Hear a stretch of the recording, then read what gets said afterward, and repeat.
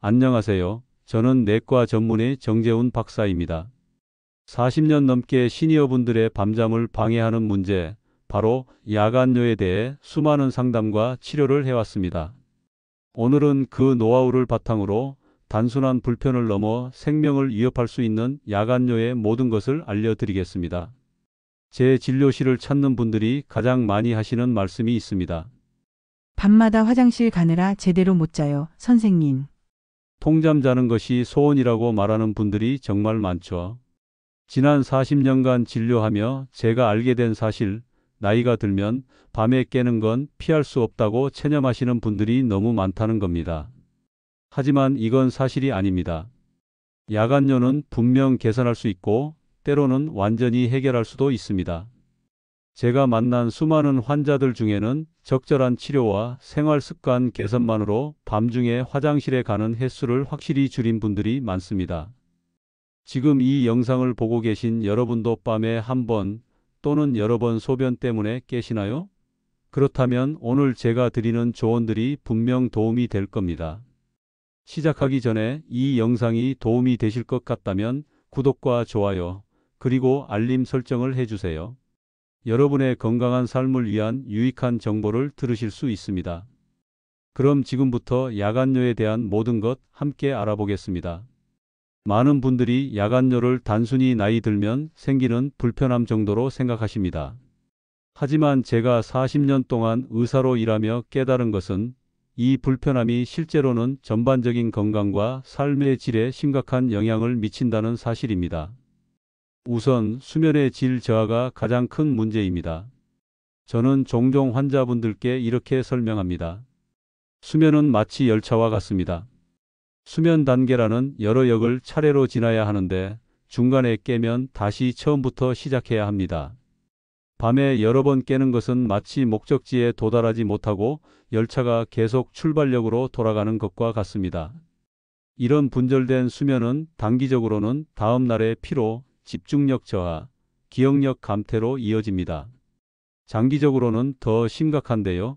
수면 부족이 지속되면 우울증과 불안장애의 위험이 40%나 높아진다는 연구 결과가 있습니다. 실제로 제 환자 중에는 야간뇨 치료 후 우울 증상이 크게 개선된 분들이 많습니다. 더 위험한 것은 밤중 낙상입니다. 제가 응급실과 협진했던 많은 고관절 골절 환자들 중 상당수가 밤중에 화장실을 가다 넘어진 케이스였습니다.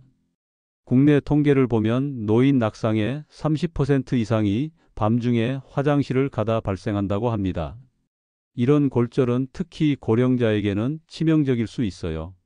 수술 후 합병증으로 폐렴이 발생하거나 장기간 침상 생활로 인한 근손실, 혈전증 등으로 이어질 수 있기 때문입니다. 또한 야간뇨는 배우자의 수면도 방해합니다. 제 진료실에 오시는 분들 중에는 남편이나 아내가 밤마다 일어나는 바람에 나도 함께 깬다고 호소하시는 분들이 많습니다. 이처럼 야간뇨는 가족 전체의 수면 건강에 영향을 미칩니다. 그리고 야간뇨는 삶의 질도 크게 떨어뜨립니다. 여행 가기를 꺼리게 되고 영화관이나 공연장에 가는 것도 부담스러워집니다. 친구들과 만날 때도 화장실이 어디 있나 먼저 살피게 되죠. 이런 심리적 부담은 사회적 고립으로 이어질 수 있습니다. 따라서 야간뇨는 절대 그냥 참고 견디는 문제가 아닙니다. 적극적으로 원인을 찾고 관리하는 것이 중요합니다. 지금부터 제가 오랜 임상 경험을 통해 효과적이라고 확인한 방법들을 하나씩 알려드리겠습니다. 왜 젊었을 때는 한 번도 안 깨고 자다가 나이가 들면서 밤에 화장실에 자주 가게 될까요? 이 질문에 대한 답을 찾는 것이 야간뇨 해결의 첫 단계입니다. 우리 몸에는 항이뇨 호르몬이라는 중요한 물질이 있습니다. 이 호르몬은 밤에 소변 생성을 억제해 우리가 숙면을 취할 수 있게 도와줍니다. 젊었을 때는 이 호르몬이 밤에 활발하게 분비되어 소변 생성이 줄어들고 그래서 아침까지 화장실에 가지 않고도 잘 수 있었던 겁니다. 하지만 나이가 들면서 이 항이뇨 호르몬의 분비량이 감소하고 그 리듬도 흐트러집니다. 저는 종종 환자분들에게 이렇게 설명합니다. 젊었을 때는 우리 몸에 밤에 소변 만드는 공장의 스위치를 끄는 기능이 있었는데 나이가 들면서 그 스위치가 고장 나버린 거죠. 또 다른 원인은 신장 기능의 변화입니다. 젊을 때는 낮 동안 활동할 때 소변이 많이 만들어지고 밤에 누워 있을 때는 소변 생성이 감소했습니다. 이건 우리 몸의 자연스러운 일주기 리듬인데요. 나이가 들면서 이 리듬이 깨져 밤에도 소변이 계속 만들어지는 겁니다. 특히 중력의 영향도 중요한 요소입니다. 낮 동안 서 있거나 앉아 있을 때는 중력 때문에 다리나 발목에 체액이 쌓이게 됩니다. 이걸 의학용어로 하지 부종이라고 합니다. 저녁이 되면 발목이 붓는 분들이 많으실 텐데요. 밤에 누우면 이 체액이 다시 혈관으로 돌아가 신장으로 가고 결국 소변으로 배출되는 거죠. 제가 만난 많은 환자분들 중 다리 부종이 심한 분들은 밤중에 소변량이 더 많았습니다. 즉, 낮에 다리가 많이 붓는 분들은 밤에 소변으로 더 자주 깨게 된다는 겁니다. 또한 방광 용량의 감소도 중요한 원인입니다. 나이가 들면서 방광 근육이 약해지고 탄력이 떨어져 예전만큼 소변을 많이 담아둘 수 없게 됩니다. 젊었을 때는 500ml 정도 담을 수 있던 방광이 나이가 들면서 300ml 정도로 줄어든다고 보시면 됩니다. 남성의 경우는 전립선 비대증이 중요한 원인이 됩니다. 전립선이 커지면 요도를 압박해 소변 배출이 원활하지 않게 되고 방광에 소변이 남게 됩니다. 이런 상태에서는 적은 양의 소변만 생성되어도 금방 방광이 차게 되죠.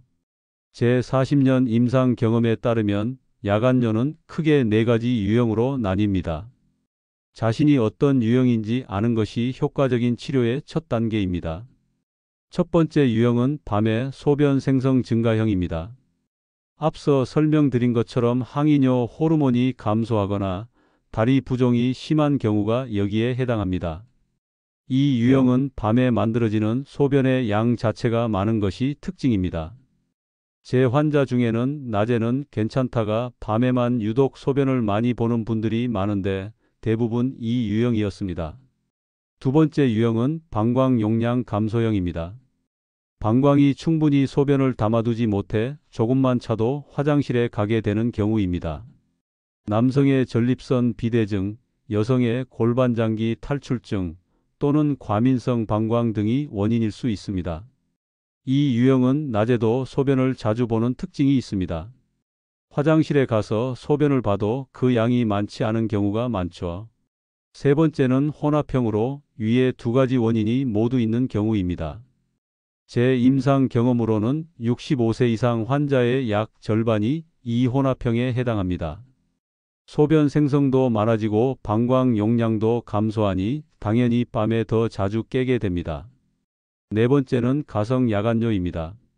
실제로는 소변 때문에 깬 것이 아니라 불안이나 불면증으로 먼저 깬 다음에 그냥 화장실이나 다녀올까? 하고 가는 경우입니다. 이건 실제 야간뇨가 아니라 수면 장애의 일종으로 보아야 합니다. 자, 그럼 본인이 어떤 유형인지 어떻게 알 수 있을까요? 가장 정확한 방법은 배뇨 일지를 작성하는 것입니다. 저는 환자분들께 항상 3일 정도 시간대별로 마신 양과 소변 본 양을 기록해 오시라고 합니다. 배뇨 일지 작성법은 간단합니다. 낮에 마신 물의 양, 소변을 본 시간과 양, 그리고 밤에 깬 시간과 소변량을 기록하세요. 물론 정확한 소변량을 측정하기는 어려우니 많은지 적은지 정도만 적으셔도 됩니다. 이 배뇨 일지를 분석해보면 자신의 유형을 알 수 있습니다. 만약 밤에 소변량이 많다면 소변 생성 증가형, 소변량은 적은데 자주 간다면 방광 용량 감소형일 가능성이 높습니다. 또한 밤에 깼을 때 정말 소변이 마려워서 깬 건지 아니면 그냥 깨서 화장실에 간 건지 구분해 보는 것도 중요합니다. 소변 때문에 깼다면 방광이 꽉 찬 느낌으로 깨게 됩니다. 반면 다른 이유로 깨서 화장실에 간 거라면 가성 야간뇨일 가능성이 높습니다. 야간뇨로 병원을 찾으시면 저희 의료진은 어떻게 치료할까요? 제가 수십 년간 처방해온 치료법들을 설명해 드리겠습니다. 우선 가장 중요한 것은 원인 질환을 찾는 것입니다. 남성의 경우 전립선 비대증이 가장 흔한 원인입니다. 이때는 알파차 단제나 5-알파 환원 효소 억제제 같은 약물을 처방합니다. 알파차 단제는 전립선과 방광 출구의 근육을 이완시켜 소변의 흐름을 개선하고 5-알파 환원 효소 억제제는 장기적으로 전립선 크기를 줄여줍니다. 제 환자 중 60대 남성분은 알파차 단제 복용 2주 만에 야간뇨 횟수가 4회에서 2회로 줄었습니다. 증상이 심한 경우에는 경요도 전립선 절제술과 같은 수술적 치료를 고려하기도 합니다. 여성의 경우는 과민성 방광이 흔한 원인입니다. 방광이 예민해져 조금만 차도 소변을 보고 싶은 충동이 생기는 거죠. 이때는 항콜린제나 베타3 작용제 같은 약물을 처방합니다. 이런 약물은 방광 근육을 이완시켜 소변을 더 오래 참을 수 있게 합니다. 야간에 소변 생성이 많은 유형에는 야녀민이라는 약물을 처방합니다. 이 약은 합성 항이뇨 호르몬 제제로 밤에 소변 생성을 줄여줍니다. 취침 전에 약을 복용하면 밤 동안의 소변량을 30-50% 정도 줄일 수 있어 매우 효과적입니다. 하지만 야녀민에는 주의할 점이 있습니다. 이 약은 체내 나트륨 농도를 떨어뜨릴 수 있어 저나트륨혈증의 위험이 있습니다. 특히 65세 이상 노인이나 신부전 환자는 더 위험할 수 있습니다. 그래서 저는 항상 환자분들께 이 약을 복용할 때는 물을 너무 많이 마시지 말고 정기적으로 혈액 검사를 받으라고 당부합니다. 또 다른 원인으로 수면 무호흡증이 있을 수 있습니다. 수면 중 호흡이 여러 번 멈추는 질환인데 이로 인해 가슴 내부 압력이 변하면서 심장에서 이뇨 호르몬 분비가 증가하고 결국 신장에서 소변 생성이 늘어나게 됩니다. 이런 경우에는 수면다원 검사를 통해 확인하고 CPAP 같은 호흡 보조 기구를 사용하는 치료가 필요합니다. 당뇨, 신부전, 고혈압 같은 만성 질환도 야간뇨의 원인이 될 수 있습니다. 특히 당뇨가 있으면 고혈당으로 인해 소변량이 증가할 수 있어요. 이런 경우에는 기저질환 관리가 우선입니다.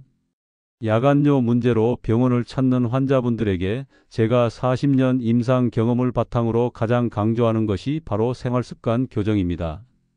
제가 진료실에서 늘 하는 말이 있습니다.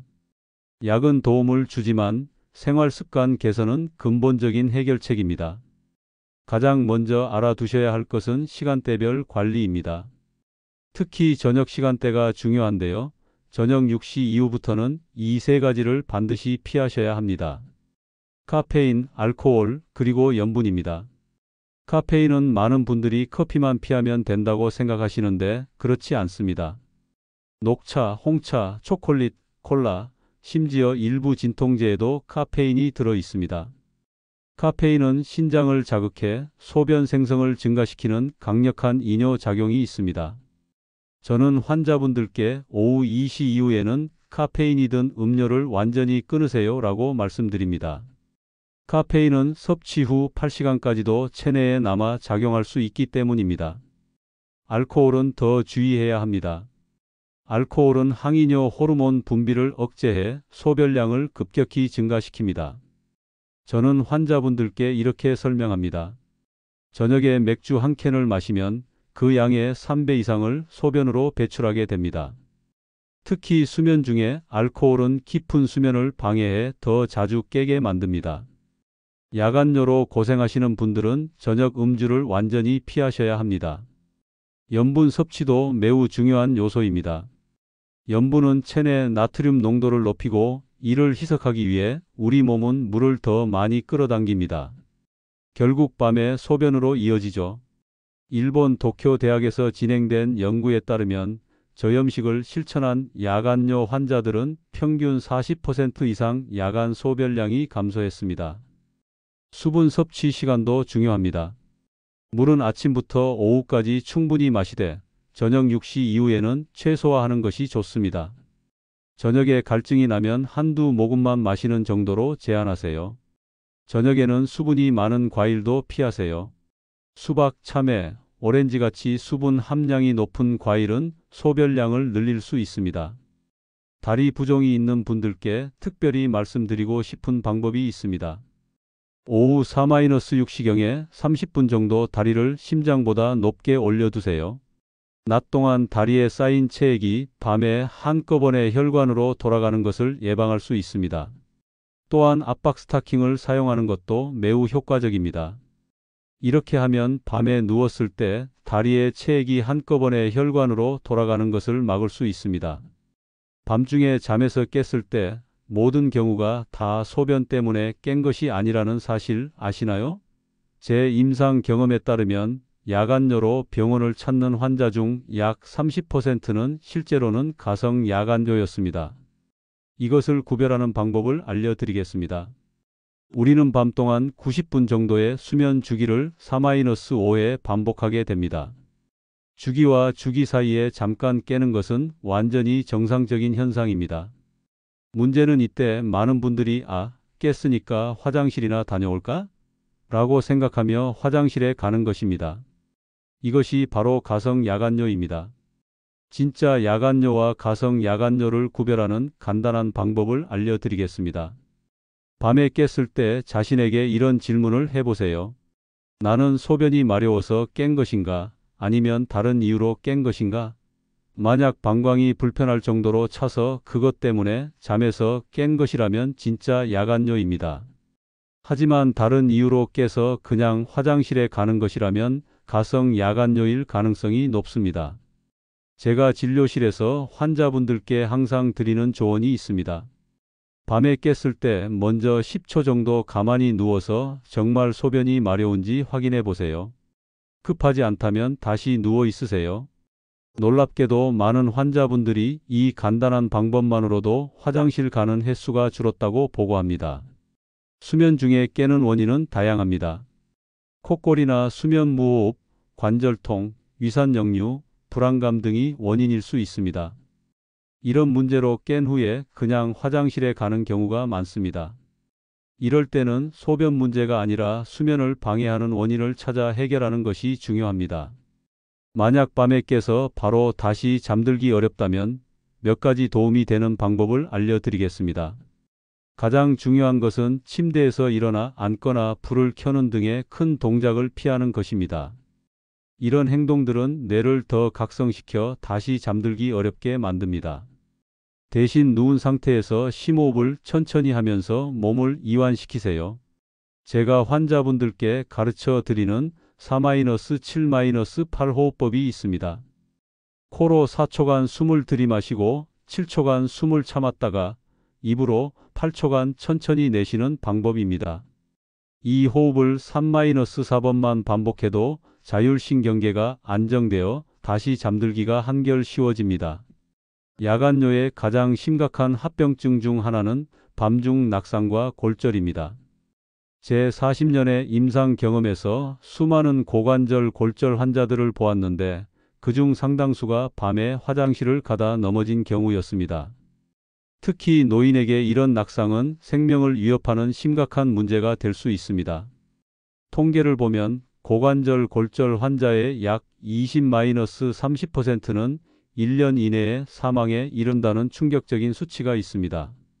이는 골절 자체보다는 이후 발생하는 합병증 때문인 경우가 많습니다. 수술 후 폐렴, 혈전증, 장기간 침상 생활로 인한 근손실 등이 주요 원인입니다. 그렇기 때문에 야간뇨가 있으시다면 밤중에 화장실 가는 동선의 안전을 확보하는 것이 무엇보다 중요합니다. 제가 환자분들께 드리는 안전한 화장실 가기 수칙을 알려드리겠습니다. 첫째, 침대에서 화장실까지의 경로에 조명을 설치하세요. 완전히 어두운 상태에서 움직이는 것은 매우 위험합니다. 요즘은 동작감지 센서가 있는 미등이 많이 나와 있어 바닥을 비추는 은은한 조명을 설치하는 것이 좋습니다. 너무 밝은 빛은 오히려 눈을 부시게 해서 시야를 방해할 수 있으니 적당한 밝기의 조명을 선택하세요. 둘째, 바닥에 장애물이 없도록 정리하세요. 특히 전선, 슬리퍼, 작은 가구 등은 넘어질 위험이 큽니다. 침실과 화장실 사이 경로는 항상 깨끗하게 정리해두는 습관이 필요합니다. 셋째, 미끄럼 방지 매트를 사용하세요. 특히 욕실 바닥은 물기가 있어 매우 위험할 수 있습니다. 화장실 입구와 변기 앞, 그리고 욕조 주변에는 반드시 미끄럼 방지 매트를 깔아두는 것이 좋습니다. 넷째, 화장실 벽에 손잡이를 설치하세요. 변기에서 일어날 때 균형을 잡기 위한 손잡이는 낙상 예방에 큰 도움이 됩니다. 제가 만난 환자 중에는 이 간단한 손잡이 설치만으로도 낙상 위험이 크게 줄었다고 말씀하시는 분들이 많습니다. 다섯째, 천천히 움직이는 습관을 들이세요. 밤중에 갑자기 일어나면 기립성 저혈압으로 어지러움을 느낄 수 있습니다. 침대에서 일어날 때는 먼저 몸을 일으켜 앉아서 10초 정도 기다린 후 다시 일어서서 10초 정도 더 기다린 다음 걷기 시작하세요.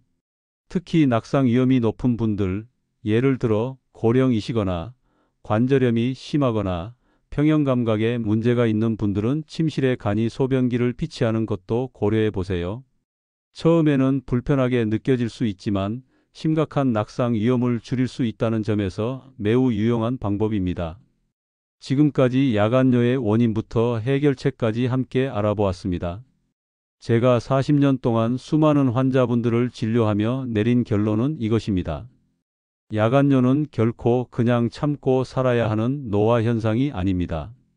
적절한 이해와 관리를 통해 반드시 개선할 수 있는 문제입니다. 환자분들 중에는 선생님, 정말 밤에 한 번도 안 깨고 잘 수 있을까요? 라고 물으시는 분들이 많습니다. 저는 항상 이렇게 대답합니다.